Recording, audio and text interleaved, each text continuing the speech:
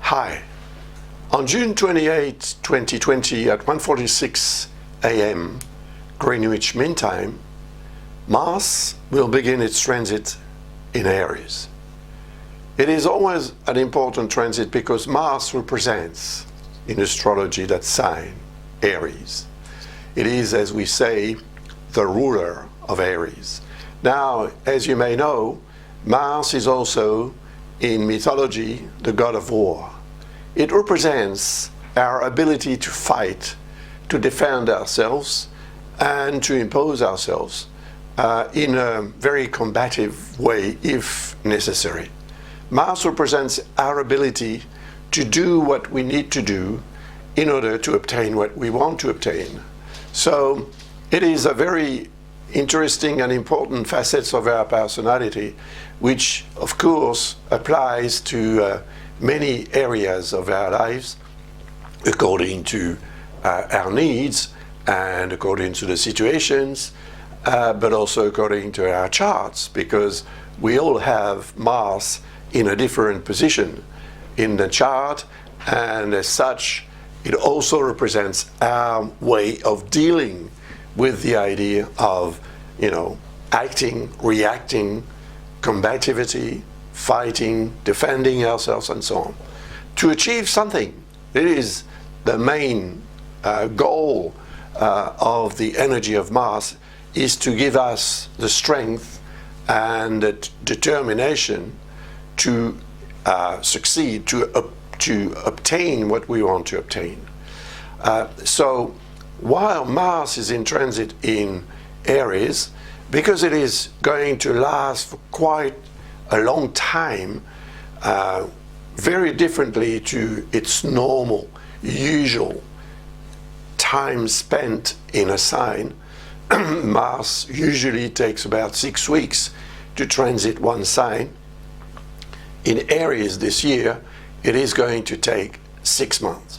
So I will analyze the transit, not month per month, but almost.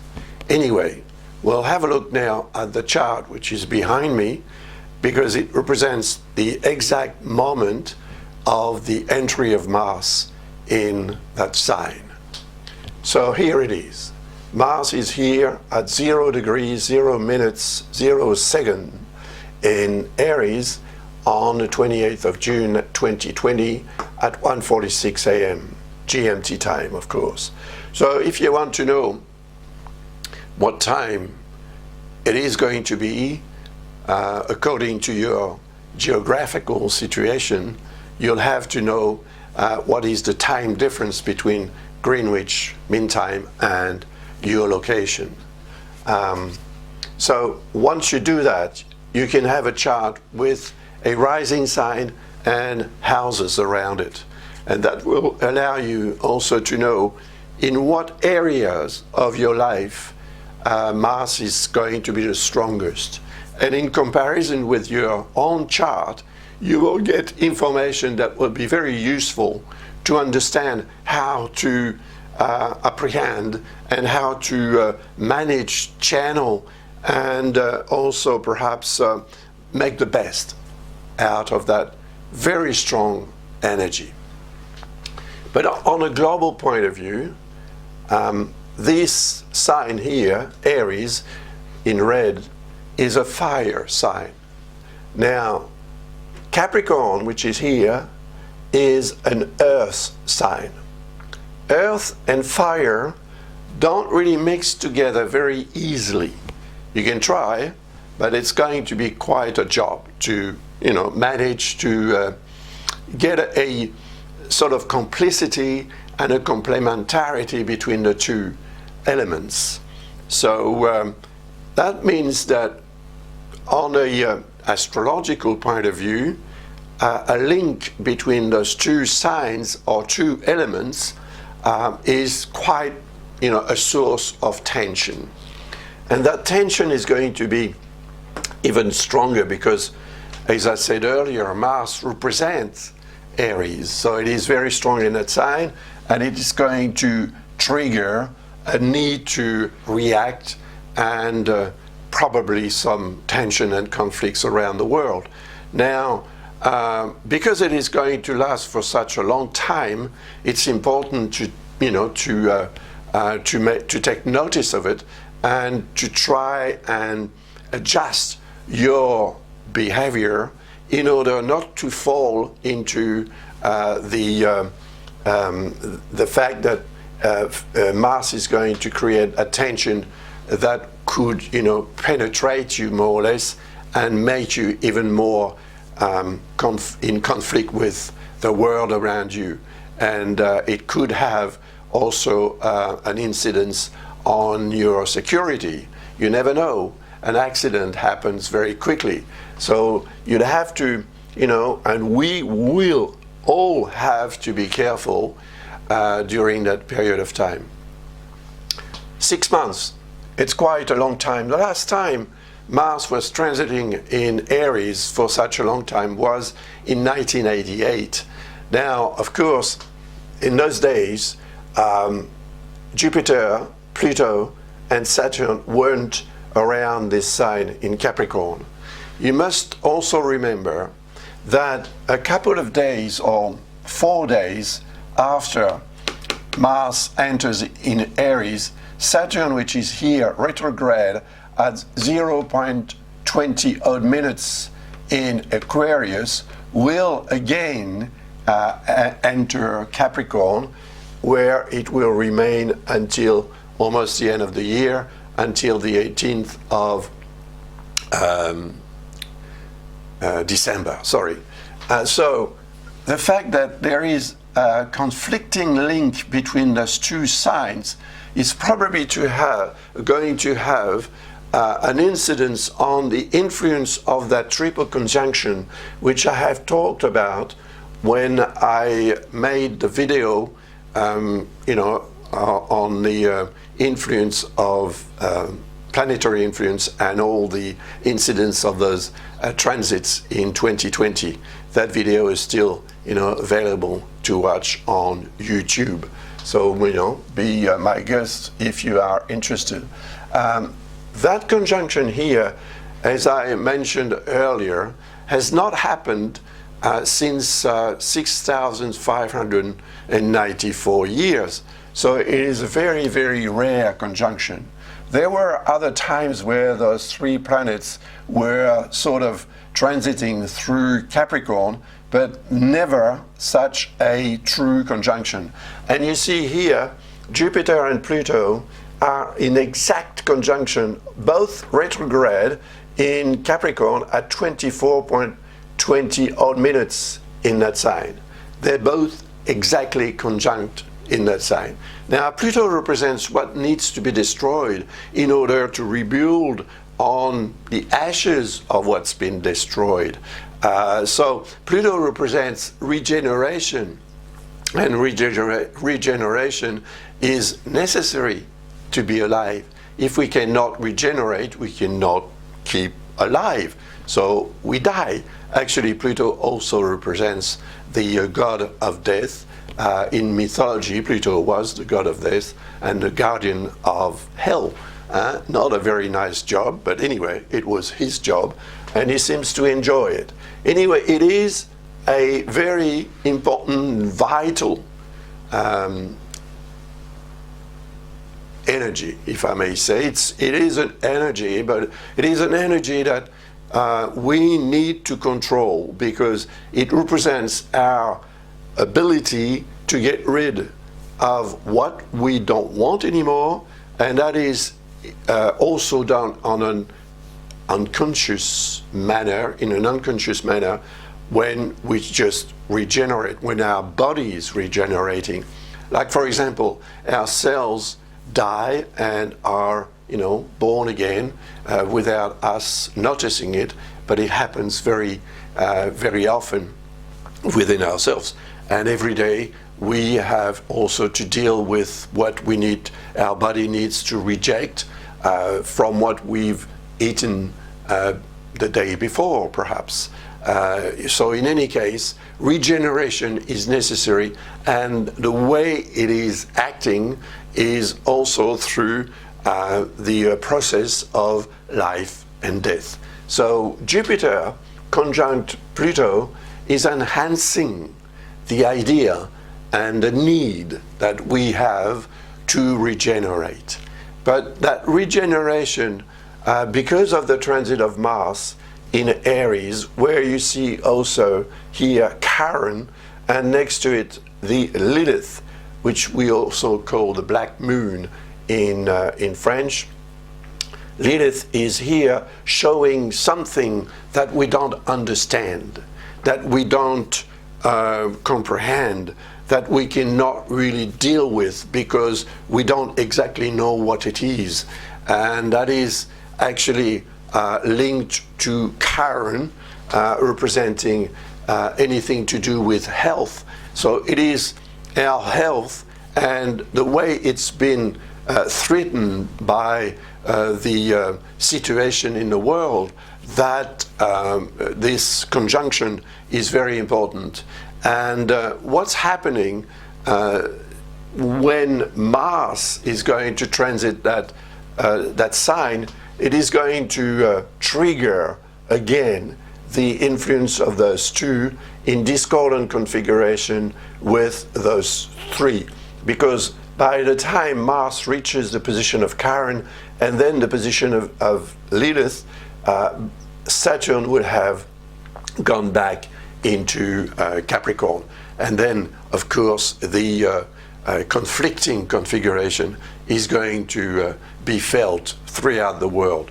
And of course, it's going to impact and affect every one of us from very close up or very far, but it's still the same. I mean that we are in a situation in the world which is quite preoccupying and quite worrying, and there are many things that come from the energy of Mars, which is, violence, aggressions, and the energy of Pluto, which is death, and also Jupiter, which is the exaltation of things, but also Jupiter represents justice, and that is probably why justice is put forward in order to deal with various situations that are not really very nice at all. But that is our situation, and we have to deal with it, whether we want it or not. It is a fact, and we cannot really fight against the energy of such planets. Jupiter, the biggest planet of all, 1,300 times the size of the Earth, has a tremendous energy.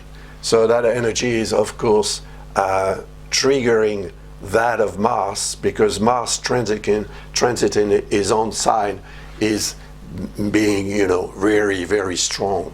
So it is going to affect these people here in Cancer, right through the transit of the Sun in that sign, while the Sun transits in Cancer together with Mercury and Vesta, and also the North Lunar Node, which is now in Gemini and not anymore in Cancer, but it has been in Cancer for quite a while, and the fact that it was in Cancer has given Cancer people most probably the urge to get something out of their lives in a very concrete manner, because the North Node represents really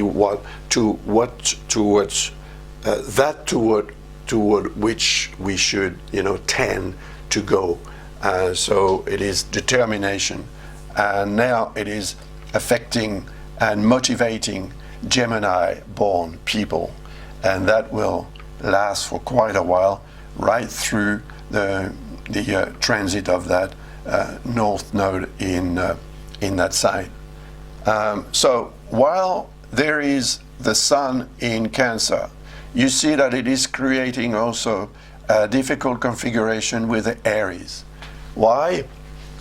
Simply because Cancer is a water sign, and once again, water and fire don't really mix together easily. You know, you can try it, but you will probably have a hard time. So the conjunction here, Sun, Mercury, Vesta, indicates the need to communicate in order to preserve harmony and balance, which is represented by Vesta. And Mercury represents our ability to communicate. But because of the influence of Mars in Aries and that of Chiron and Lilith in Aries as well, we probably don't have all the answers. We don't know everything. And what we want to know, we will try to get with force. Mars represents the energy that we can put to good use or to bad use in order to obtain the information that we need to obtain. So we'll have to be careful, because Cancer is an emotional sign, and if emotions lead the game, the ability to think and to analyze rationally is going to disappear. And because Mercury is in Cancer, it means that our process, our intellect will probably be greatly influenced by our emotions. And that's not the best, really, because it's going to sort of blur the picture. And what we will probably see is what we sort of perhaps want to see, but it's not necessarily going to be the reality.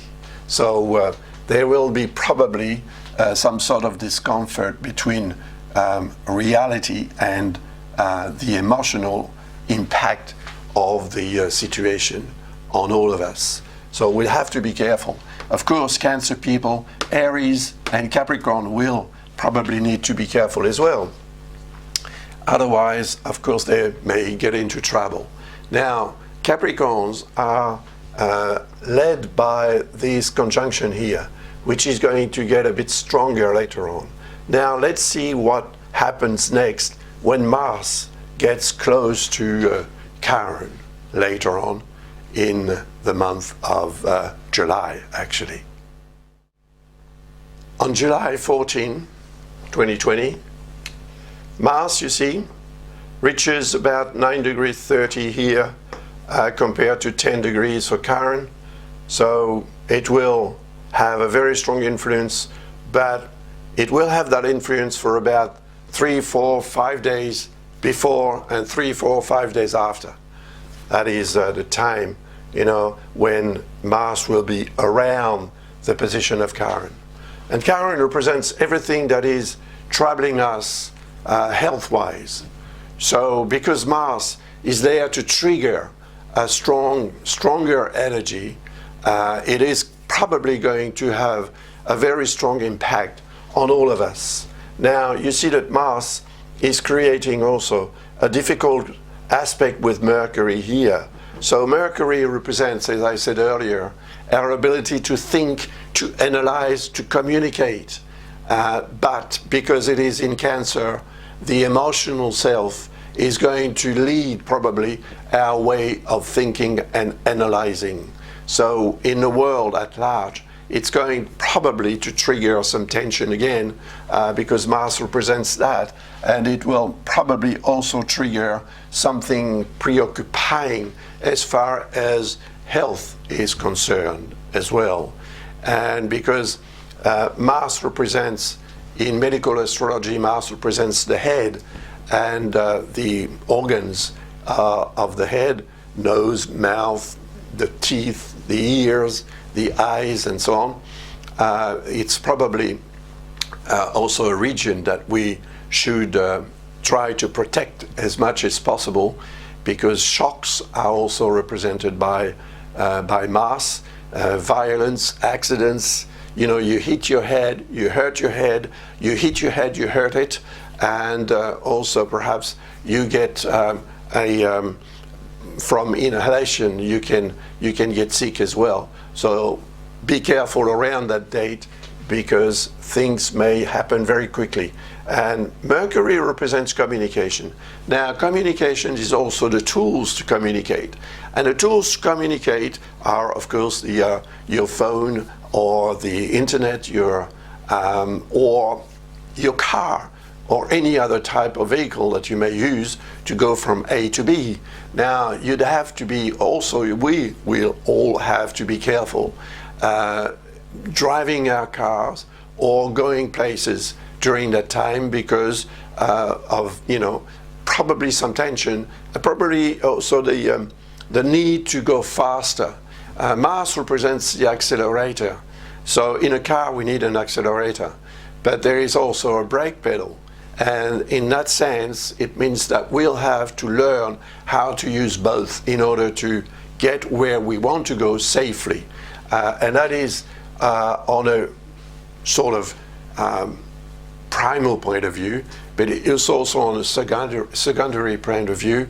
You know, it can be seen as wanting to go somewhere, wanting to get somewhere, wanting to get something, wanting to obtain something, wanting to convince someone, wanting to impose something on someone, and so on. All that is represented by the energy of that accelerator pedal. So we will need to refrain ourselves from trying or wanting to go too fast. Otherwise, we'll make some mistakes, and some of those mistakes may be quite costly. And you see, Lilith, which is at 18.5 degrees or so in Aries, creates another difficult configuration with that conjunction here in Capricorn. See, Saturn is back in Capricorn, still retrograde. Both planets are retrograde, or even Pluto, but Jupiter and Saturn are going to move forward again in September. Jupiter around mid-September and Saturn at the end of September. So they will still be in Capricorn, but when they start moving forward again, when they start their direct motion, as we say in astrology, then they become more intense. And the power, the force represented by that triple conjunction right now, and on the 14th of July it will still be the case, when a planet is retrograde, its energy is more or less on standby. You know, it's more or less asleep. It's not as strong.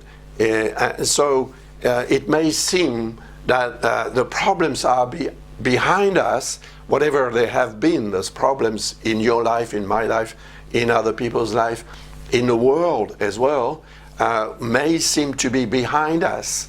But as soon as Saturn and Jupiter start that direct motion again, it's possible that the energy becomes much more remarkable. And then what seemed to be behind us may come forward again, and we'll have to face up to a reality that may not be very nice at all. Because once again, Mars will still be in Aries in September, so it will still be in discordant configuration with Saturn and Pluto.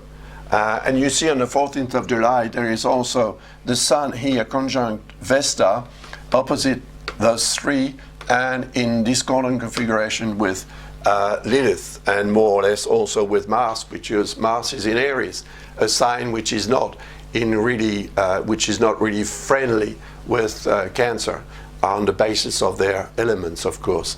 So we can expect the mid-July to be a moment to be careful, to take care, not to want to do things too quickly.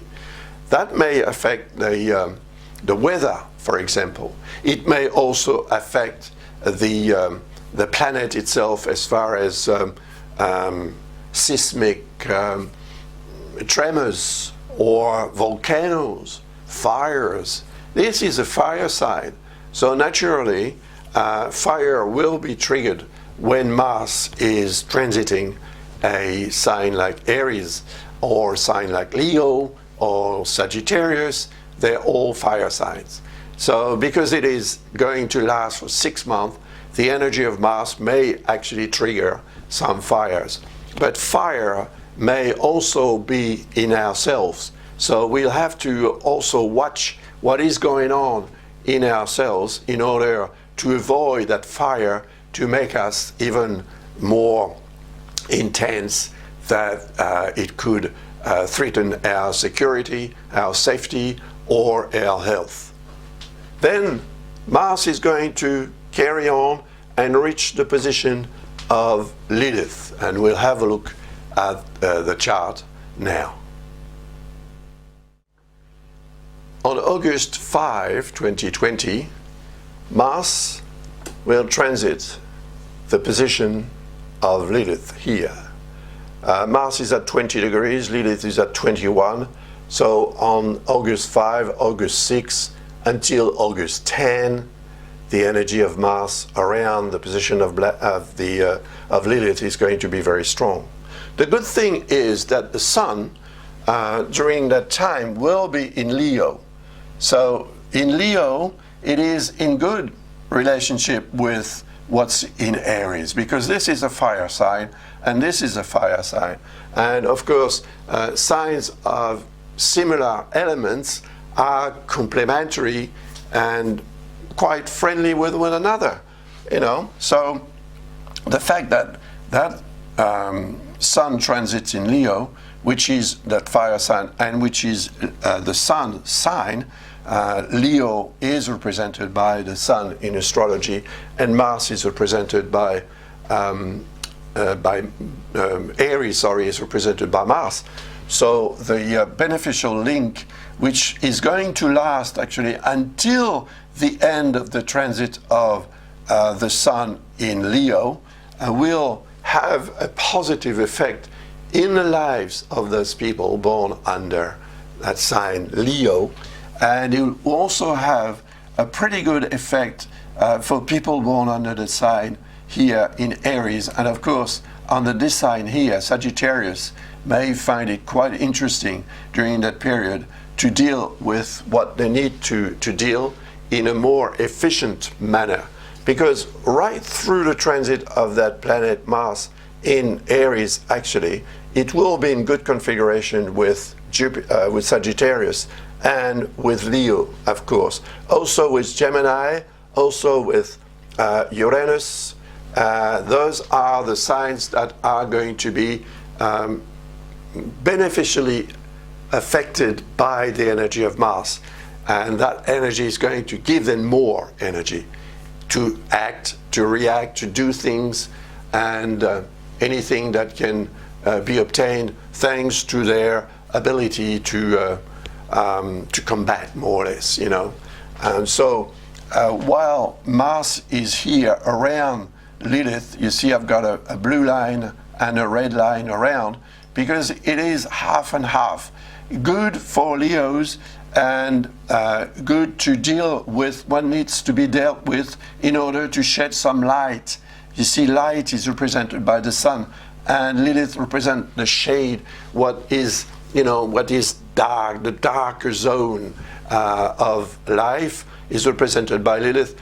So when the Sun is in good configuration with that position of Lilith, of course it sheds some light on what we want to know, on what we need to discover and to understand. So it will probably be a period during which the energy of the Sun will be quite positive to obtain something thanks to our determination and to the ability that we have to understand what is otherwise difficult to understand, to comprehend, or even to know because Lilith can also represent what is hidden from us.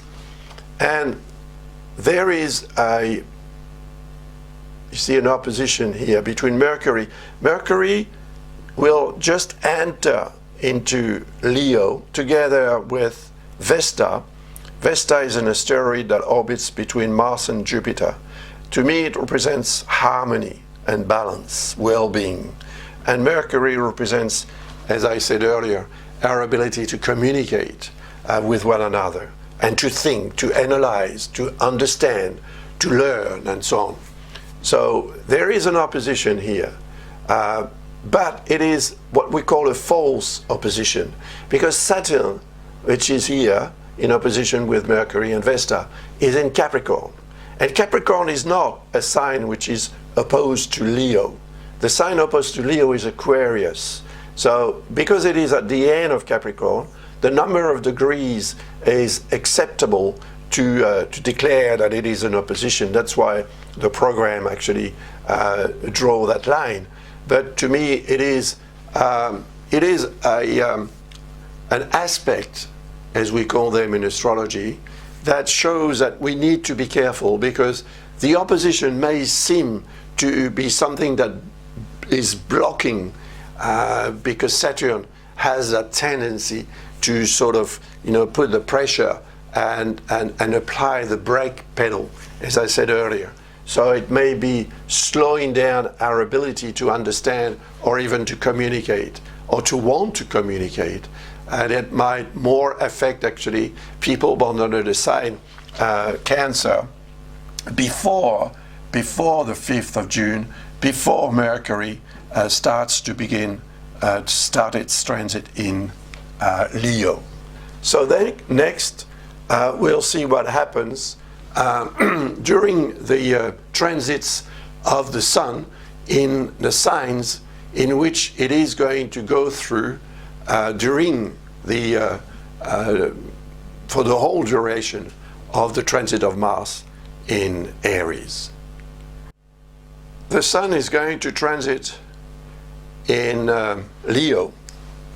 We've just talked about it, but it was the 5th of August. Now it is the 22nd of July.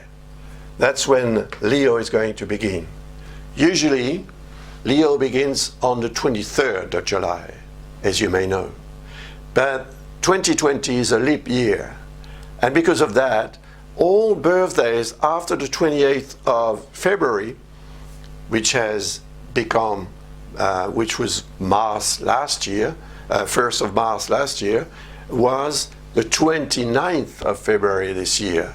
So all birthdays are moved back one day. That's why July 22 at 8:30 a.m. GMT, the Sun is going to start its transit, its 1 month transit in Leo. And of course in Leo, you see, it is in good configuration with whatever is in Aries. So it should be quite an interesting time and quite a positive period for many people.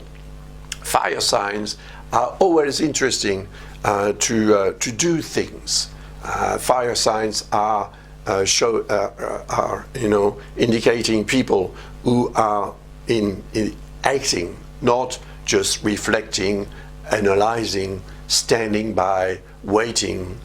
No, they're people who need to act and react to life in general. So when such transits, such strong transits occur in fire signs, it affects us all. Whether you were born under the sign Leo or Aries doesn't make much difference. We will all be affected by this configuration. So the light that I mentioned earlier about what is hidden from us, what is not known, what is more or less shadowy, what is darker zone, and so on. The energy of the Sun, which is life, without it we wouldn't be here to talk about anything. The solar system wouldn't exist. So the Sun is the main energy. And because of that, every time that energy is creating nice configurations with the other, we can say, secondary energies like those of these planets, which are still very strong but not as strong as the sun. Well, then of course our energy is much better. We are more efficient. We are more into getting things done. So it is a good time to prepare ourselves for what we need to obtain later on. It is a good time to enjoy life and also to take care of ourselves and of people around us. There is oppositions here, but once again, that is what I call false oppositions, because once the sun progresses in Leo, because Leo is not in opposition with Capricorn but with Aquarius, it's not going to have any effect anymore. It will have some effect while the sun is in Cancer, because in Cancer it will create an opposition. So before the 22nd of July, for the month of July, or for a good part of that month of July, until the 22nd at least, the energy of the sun in opposition with Saturn, Pluto, and Jupiter in Capricorn, in discordant configuration with what is in Aries, may be a preoccupying period, because the energy, the intensity of those configurations are going to affect us all once again and make us perhaps more reactive, and there may be some riots, there may be some demonstrations throughout the world, and some degree of violence. And once again, it's also the weather that is going to be affected by the energy of those planets, and also the planet itself, as far as what I said earlier, seismic events or tremors and volcanoes, fires, and so on. Not very nice, but that's life, I mean, we are affected in that very particular year, which is 2020, the historical year, as I said earlier, which is also almost a hysterical year, one may say. You just watch television every day and you'll find out that there is some hysteria around the world. But, the energies of the planets are sort of manipulating us all to behave in a way that is probably a reflection of all the anger. Anger is represented by Mars, and all that anger is coming out, and it is coming out in an angry manner. So naturally, it's creating conflicts. But be careful, take care of yourselves, and try to keep away from the madding crowd as much as you can, unless you really have something to demonstrate. On the 22nd of August, at around 6 p.m. GMT once again, the sun will begin its transit in Virgo. Good news, because Virgo is a sign that is quite friendly with Capricorn. It's not so friendly with Aries, but it is friendly with Taurus, you see. And in Taurus we have Uranus here. So when the sun transits here for about 1 month, it is going to have a positive influence on us, because it will help us control ourselves more. And during that period, Jupiter is going to start its direct motion again. And while it is in good configuration with the sun, which is going to transit once again in Virgo for about a month, we'll probably be able to control ourselves, to understand, to analyze, and to organize as well what we need to organize. It may have a very positive influence or incidence in the lives of people born under this sign, of course, under Virgo, Capricorn and Taurus, most especially, but also Scorpio and Cancer, because those two signs are in good relationship with this one here. Earth sign, water sign, water sign. Water and earth do mix quite easily in a very constructive manner. So it should be quite an interesting period. Although here on the 22nd of August, the moon being here at 20 degrees in Libra, in discordant configuration with what's in Capricorn, opposite Mars and Lilith, and also in discordant configuration with Venus, on that 22nd of August, maybe, or 23rd, maybe not the 23rd, but at least the 22nd, and for the whole day of the 22nd, and a part of the night of that 22nd of August. The emotions, once again, may, rise up and create some errors, mistakes in the way we act and react to what's happening around us or around the world. Once again, the weather may be affected by that type of configuration. So somewhere in the world, and there is always somewhere in the world where the weather is not so good. So some places like, for example, Libra is a sign that represents France, amongst other countries that I don't know. Capricorn is a sign that represents the UK and Australia, for example. And Mars is a sign that represents Germany and Japan, for just a couple of examples. And Cancer is a sign that represents the United States, for example. So those countries may be more affected by that type of configuration. But, it's quite general. In any case, thanks to the transit of the Sun in Virgo, during that period, from the 22nd of August until 21st of September or 22nd of September, I think that globally, the situation in your life, in mine, and in other people's life, in the world perhaps, will become quite nice, quite controlled, because control is represented by Virgo.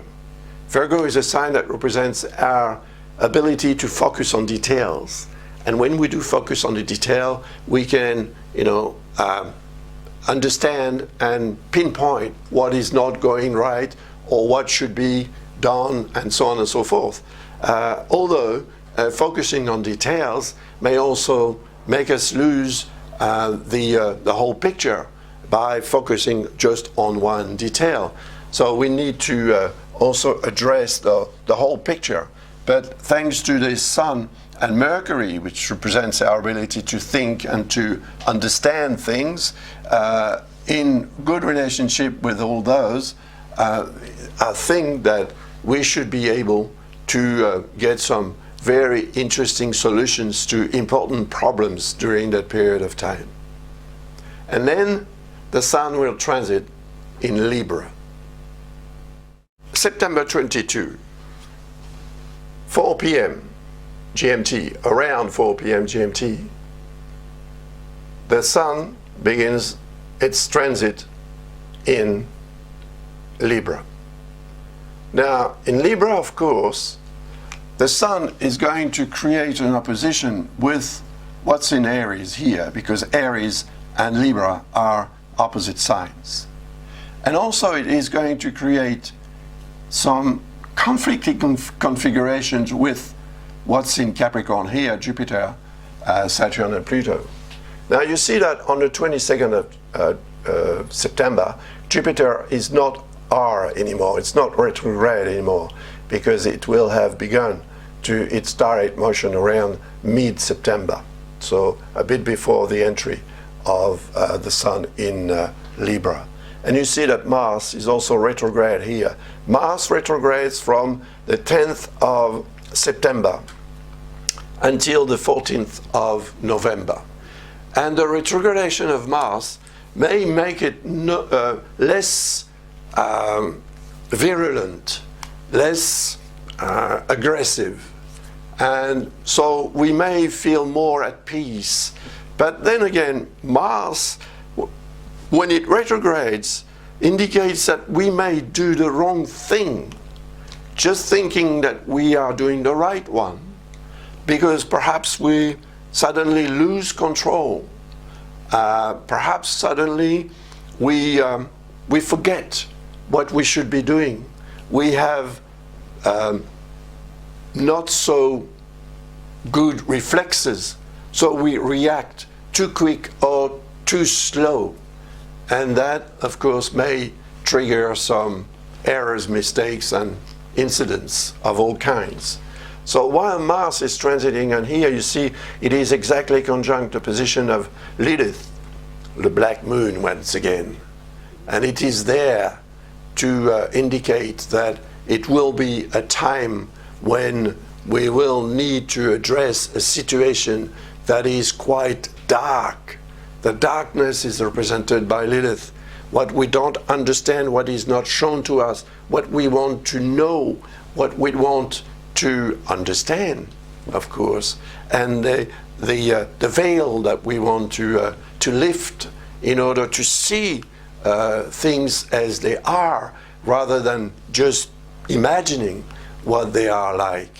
So the position of Lilith is very interesting, and it has been so for quite a number of months. It is, an energy that represents actually a kind of black hole. In that black hole, a lot of things sort of try to live as well as they can, but we don't know what they are. It's like a monster that we are afraid of. It's like a nightmare. It's like, not being sure of where we are going because it is dark and we don't like the unknown.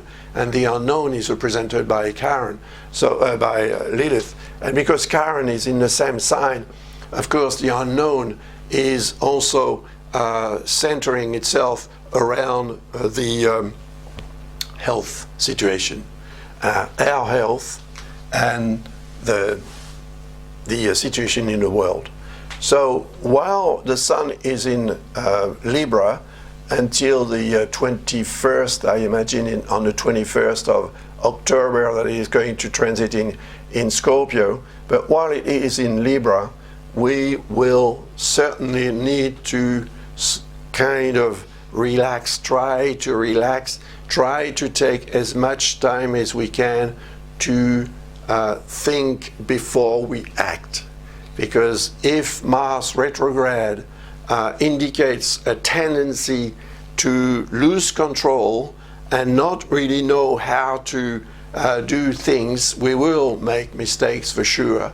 And such mistakes may have also some incidents in our lives in various areas, depending on your chart and your life and the house in which the Sun will transit, the house in which Mars transits as well, and the house in which those three are transiting as well.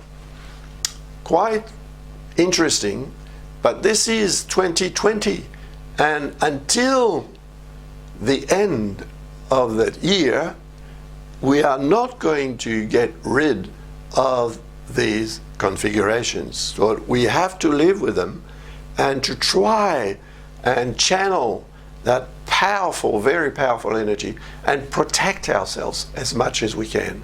Otherwise, we will get in trouble for sure. On October 22, 2020, the Sun will begin its transit in Scorpio, and it will last until the 21st of November. At 11 p.m. GMT time, that will happen. You see that in Scorpio, it is creating an opposition with Uranus here in Taurus. Change is represented by Uranus. But Uranus is retrograde once again. So what we want to change in our lives may be quite difficult to change, because that change that we want is sort of on standby. Or maybe it indicates that the change is going to be imposed on us, or some of us actually. And so we could be sort of victim of a change that we don't really want, and that just happens. And we'll have to adapt, of course, as much as we can and as quickly as we can to that change. The Sun in Scorpio is also creating a conjunction with Mercury, retrograding in Scorpio as well. So the conjunction here, and because Mercury is retrograde, indicates that thinking is not going to be our best asset. Traveling may also be a source of problems, difficulties, setbacks, hold-ups, and all sorts of things that are maybe going to, affect us and worry us and make us perhaps angry. But we won't be as efficient mentally because of Mercury retrograde. Mercury represents our brains, you see, and when it does retrograde, our brains are not retrograding, but they're not as efficient. And because of that, we can make mistakes. We can believe things that are not true. We can imagine also. And if we have an exam, for example, or if we need to address a particular situation and express ourselves, we may have difficulties finding the right words, for example. And the opposition with Uranus is very interesting as well, because Uranus represents the electrochemical energy that our body is invested with in order to for our brains to function. So that energy is necessary. But when there is an opposition, the energy is stronger and it's more difficult to address and to channel. So to use efficiently, our brains will be quite a challenge during that period of time. So just take it easy, because while Mercury is retrograde, we won't be sure of anything that we hear, that we say, that we see. So we'll have to perhaps go back once, twice on the same problem in order to understand what it is, or the same question, the same situation, the same conversation, and so on and so forth, in order to really understand before we get forward and say something or answer a very important question, for example, because Uranus may tempt us also to go too quickly and to think that we know everything, which is not true, of course. And some of us will find it the hard way. We'll find out the hard way. Thanks God, if I may say, the Sun in Scorpio is in good configuration with what's here in Capricorn. And you see, the Moon is conjunct those three. So there is a quadruple conjunction here in Capricorn, but of course it's not going to last very long.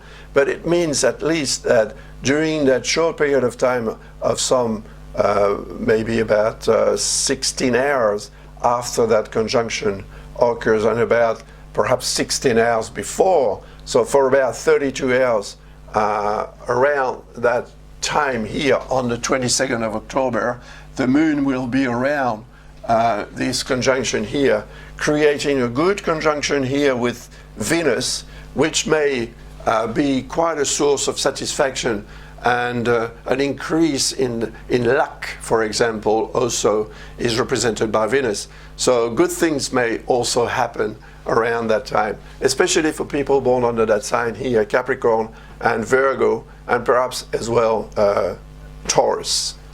Good luck to them. And then we'll have a look at what may happen when the Sun transits in Sagittarius. On November 21, 2020, at around 9 p.m.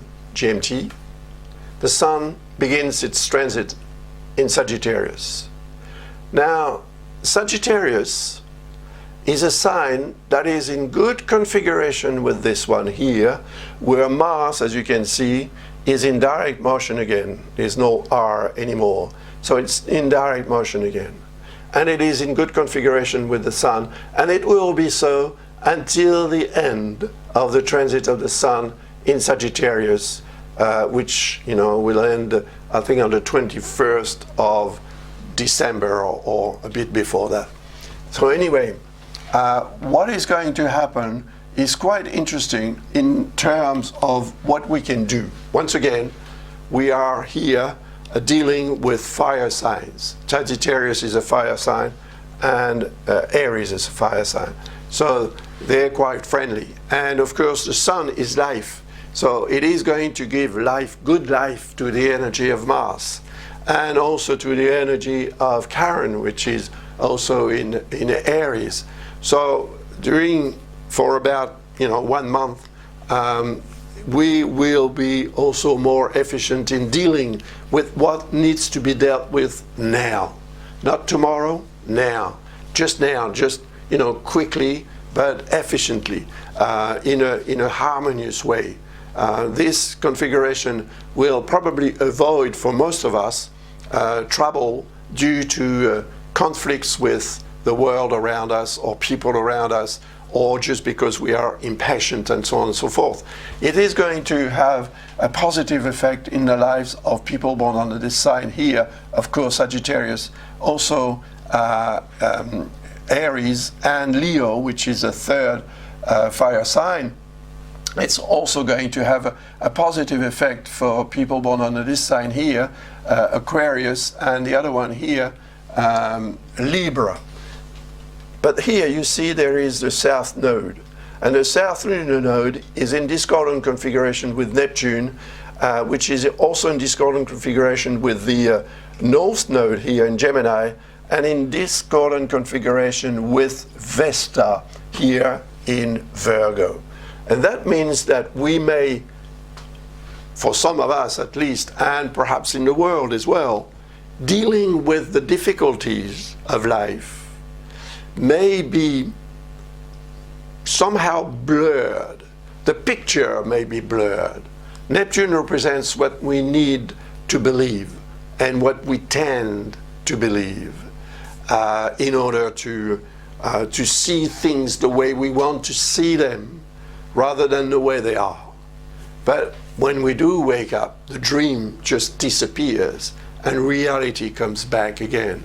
And that reality, represented by Vesta in Virgo, may be quite unnerving, because Vesta represents harmony and balance. And in Virgo, it is questioning that, because Virgo is a sign that represents our need to analyze, and to sort of pinpoint details, as I said earlier, in order to sort of find what is right, what is wrong. But because of Neptune, we may have a tendency to elaborate theories on the basis of something that we believe, but if it's not verified 100%, we are sure to make mistakes. And the results that we get in the end, it will be wrong. So we'll need, during that period of time, we'll need to really, once again, try to take our time to really understand in a very concrete manner. And if there is something that we believe, represented by Neptune, and if we act on the basis of what we believe, rather than on the basis of what is in reality, well, we will be wrong once again. And the mistakes that we make are mistakes that we can make in our at work, for example, in our family, in our love life, but also according to our own health and the harmony at home, in the harmony in our body and so on. So making sure during the time when the sun transits in Aquarius, making sure that we are 100% sure of what we know and what we hear, what we see, will help us do the right thing instead of making mistakes. That's very basic and logical. But logic is not represented by Neptune, and it's not represented by Pisces, because that Pisces sign and Neptune represent our connection with the spiritual side of life. And spirituality is very nice, of course, but it can also trigger a tendency to believe and to live in a world of make-believe and not in reality. And that will be a sort of conflict during that period between reality and dream. And while, of course, the sun transits here in Sagittarius, it is going to reach the position of the South Node. So it's going to create a discordant configuration with Neptune, with Vesta, and of course an opposition with the North Node. So during this transit, and while it is getting near the South Node, about 20 days after it enters into that sign, we will know and find out if we make mistakes before and as soon as the sun transits in Sagittarius. If we start to make mistakes then, about 20 days later, we will find out why and how we can perhaps, mend what we have broken, or try to anyway. Now we'll have a look at the transit of the sun in Capricorn. The sun is going to transit in Capricorn, yes, from the 21st of December until around 12 p.m.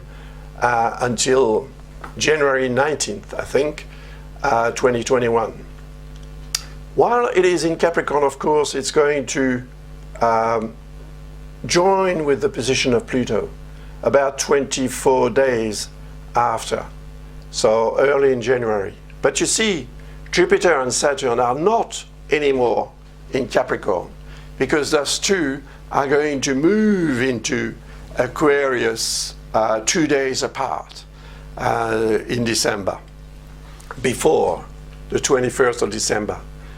For Jupiter, it will be on the 19th of December, and for Saturn, it will be 2 days before that, on the 17th of December.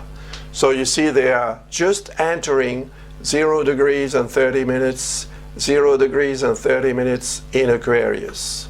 So the pressure represented by the triple conjunction in Capricorn is going to be released. Wow. And that historical year 2020 will be about to end, to open up onto another year, which is going to be in some way quite interesting as well, but certainly not as historical as 2020 has been. So the transit here in Capricorn is going to create nice configuration here with Uranus. Change is represented by Uranus. Changes that we need, absolutely.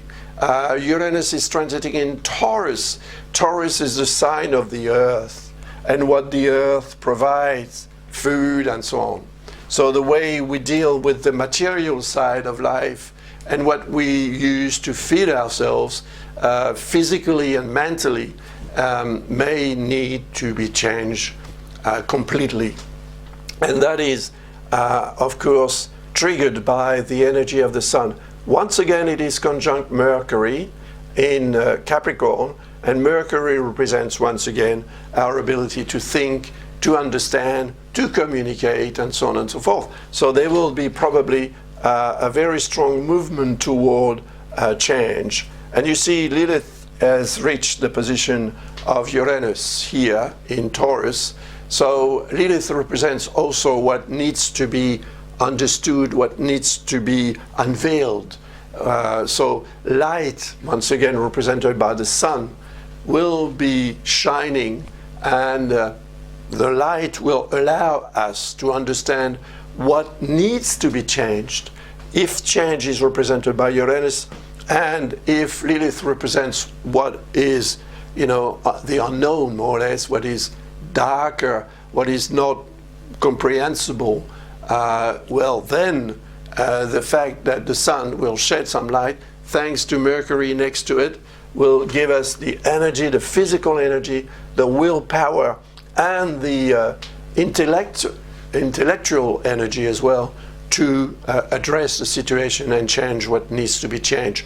So this is quite an interesting time. Just before Christmas, I think that something quite interesting, a discovery, for example, may be made and could have a very positive effect in your life, but in mine as well, in the world. Why not? Apart from that, of course, while Jupiter and Saturn are transiting in Aquarius, they will be in discordant configuration with Uranus in Taurus. But that I will talk about when I make the video for 2021. And that video will be put online around July, I suppose, sometime in July. So, look out for it. But if you've subscribed to my channel, you will be contacted by email, by YouTube, and you will know then that the video is online for you to watch. Thank you very much for your attention and for your interest in my work. And I leave you to it now with all that I've said. It's quite a long video, but I hope that you will enjoy it and appreciate it as well. Thanks a lot. Bye for now.